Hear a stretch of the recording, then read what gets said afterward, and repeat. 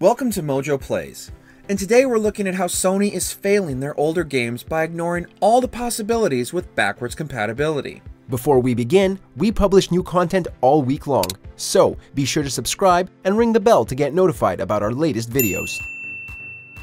With the recent news that Sony will be shutting down the digital storefronts for the PlayStation 3, the PlayStation Vita, and the PSP, we wanted to examine how Sony is letting down not only their millions of fans, but also the legacy of their previous console generations.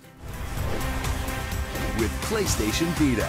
So before we begin, let's take a quick look at some numbers. Sony released the PlayStation back on December 3rd, 1994. Since that time, there have been almost 8,000 games released for the original PlayStation.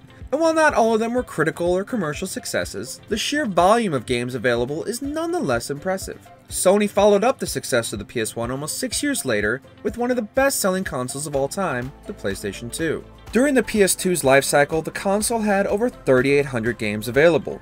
While not as impressive numbers-wise compared to its older counterpart, the quality of the title speaks for itself, with many classic franchises being born on Sony's second system. That's almost 12,000 games from only 2 console generations. I sent the professor's stuff, okay? With the release of the PlayStation 3, Sony originally designed the console to allow all those titles to still be played on their newest hardware, much in the way PS1 games could be played on the PS2. However, after a redesign of the PS3, this option was no longer available to gamers, but a large majority of the previous generation's titles were made available on the PS3's digital store.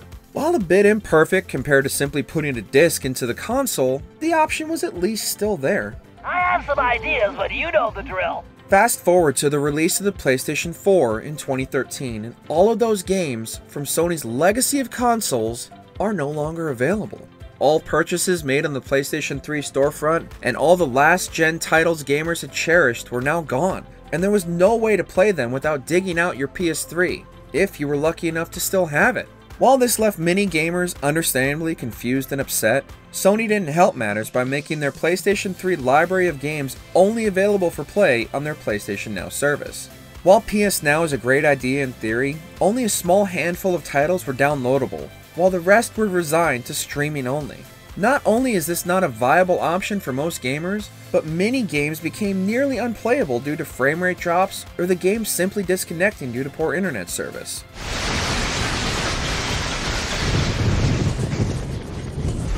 So why would Sony simply abandon many of the series and titles that made their consoles so successful in the first place? Well, many of those answers can be summed up in an interview with Sony Interactive President Jim Ryan, who stated, "When we dabbled with backwards compatibility, I can say it is one of those features that is much requested, but not actually much used. That, and I was at a Gran Turismo event recently where they had PS1, PS2, PS3, and PS4 games, and the PS1 and PS2 games, they looked ancient. Like, why would anybody play this?" It seems that by dabbled, he might be referring to the short-lived initiative in which Sony was releasing PS2 games on the PS4 with newly added trophy support, and asking gamers via social media what games they'd like to see released next.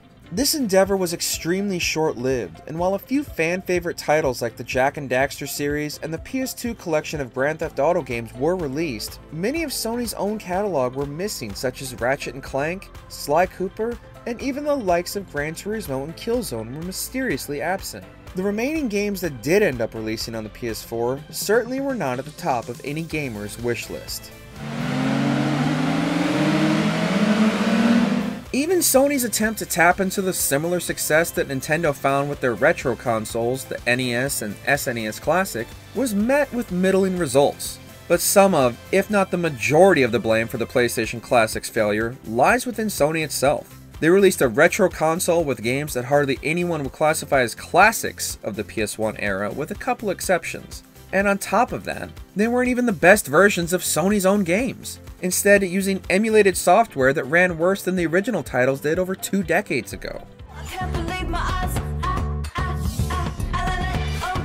And while Sony has seemingly decided to focus solely on the future with many of their games beyond a few remakes and remasters of classic titles, Microsoft decided to take a different approach and give gamers what they really wanted. At E3 2015, Phil Spencer announced that the Xbox One would become backwards compatible with nearly all of Microsoft's game library through an upcoming update. Simply put the disc in your console and play almost any game all the way back to the OG Xbox. Gamers were understandably ecstatic, with the entire auditorium erupting in loud cheers and clapping from excited fans everywhere.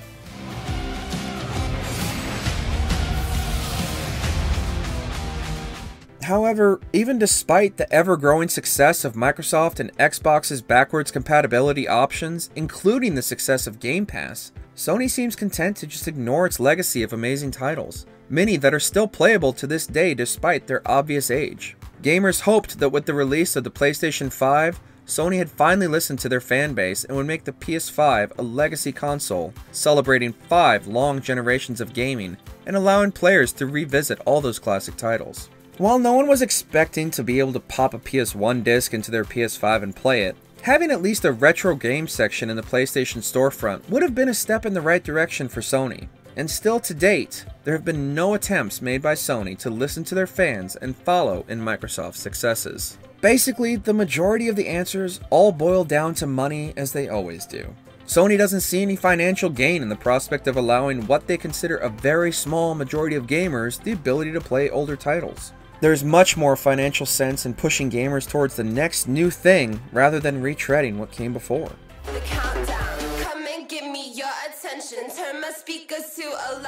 And yet at the same time, there is clearly a market for backwards compatibility that Sony is obviously ignoring. The Xbox Series X launched without a single major exclusive to help push console sales, but still managed to sell out worldwide. Building off of nothing more than the ability to play 3 generations worth of games, not only through Game Pass, but a gamer's own personal backlog. Not to mention the ongoing uncertain times for new video game releases as it is. Many titles are seeing drastic delays to the next calendar year, and there isn't much new to look forward to on the horizon.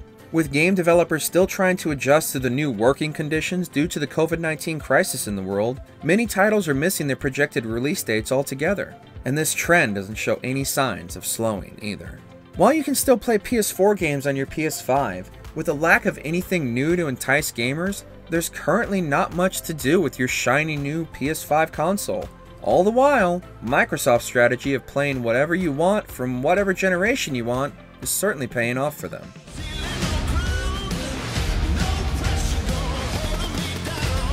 Sony could understandably not want to look like they're chasing Microsoft's success, but in most cases, if a gamer was given the option, they would pay to replay those games.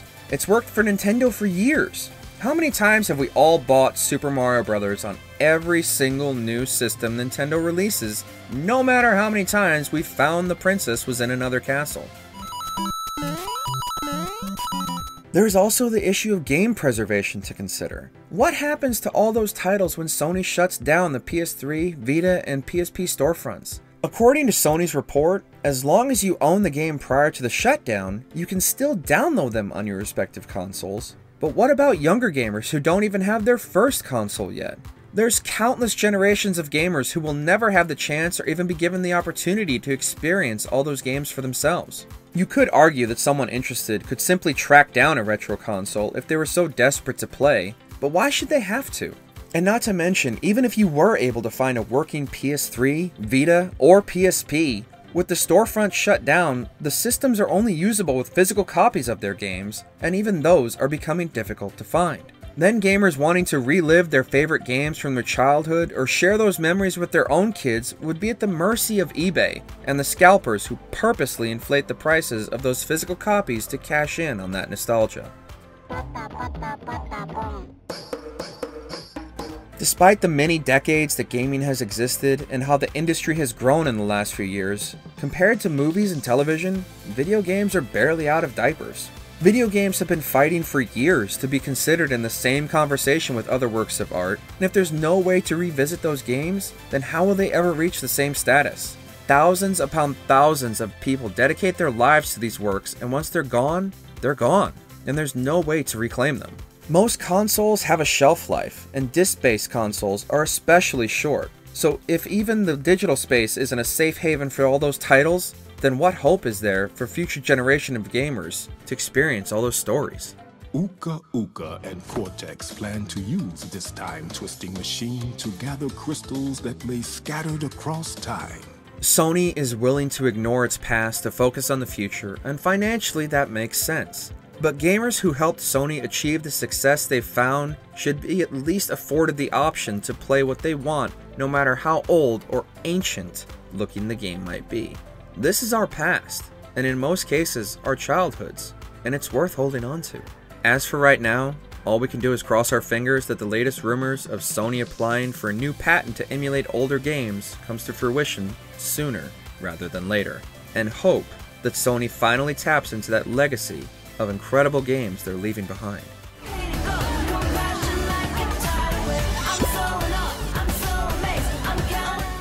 Check out these other great clips from MojoPlays, and be sure to subscribe and ring the bell to get notified about our latest videos.